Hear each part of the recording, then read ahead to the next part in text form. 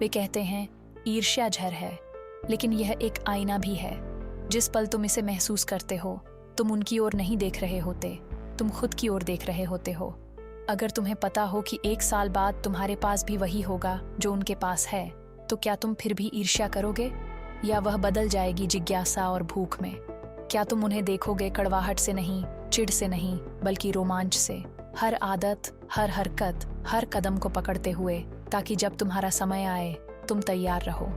अधिकांश लोग ईर्ष्या को गुस्से, रोष और बचाव में बदल देते हैं। वे दोष देना चाहते हैं, औचित्य साबित करना चाहते हैं, कड़वाहट में जीना चाहते हैं।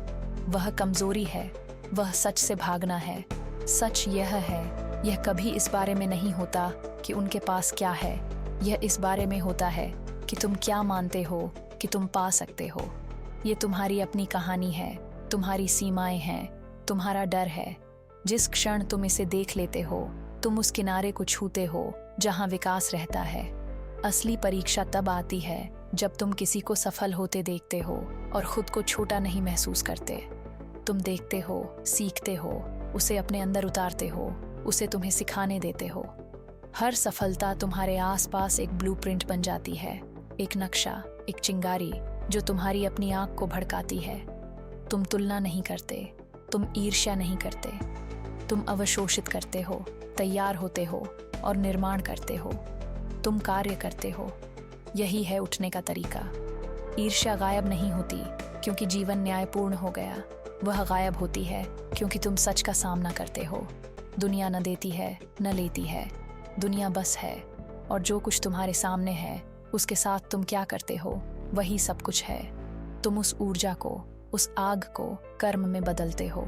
तुम्हारे पेट की आग तुम्हारे हाथों की आग बन जाती है, पैरों की आग, मस्तिष्क की आग, और वह अविराम गति बन जाती है। जब अहंकार गिर जाता है तो ईर्ष्या तुम्हें दिखाती है तुम्हारा डर, तुम्हारा संदेह, वो चीजें जिन्हें तुमने अनदेखा किया। तुम समझते हो कि तुम्हें रोकने वाली एकमात्र चीज है यह विश्वास कि तुम नहीं कर सकते। तुम्हारे और उनके बीच की दूरी रुकावट नहीं है, दिशा है। जीवन हताशा को इनाम नहीं देता। आग तभी बढ़ती है जब उसे कर्म, धैर्य और उपस्थिति से खिलाया जाए। और फिर आता है वह शांत बोध। इच्छा और लालसा दुश्मन नहीं है, वे संकेत हैं। वे बताते हैं कहाँ कदम रखना है, कहाँ सीखना है और कहाँ वार करना है। पर तुम पकड़ते नहीं, चिपकते नहीं, तुम चलते हो, बिना जरूरत के, बिना निर्णय के, बिना ईर्ष्या के निर्माण करते हो। और उसी कर्म में वह चीज जिसे तुम कभी पीछा करते थे अब तुम्हारा पीछा करने लगती है। क्योंकि निपुणता, मास्टरी यह नहीं कि दूसरों के पास क्या है, यह है कि तुम जो रखते हो उससे क्या करते हो।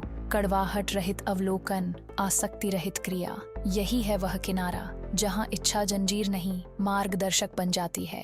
यहीं तुम उठते हो। और जब वह क्षण आता है जब तुम आग के साथ चलते हो, उसके खिलाफ नहीं, तब तुम समझते हो तुम कभी छोटे नहीं थे, कभी पीछे नहीं थे, तुम बस अपनी लय सीख रहे थे।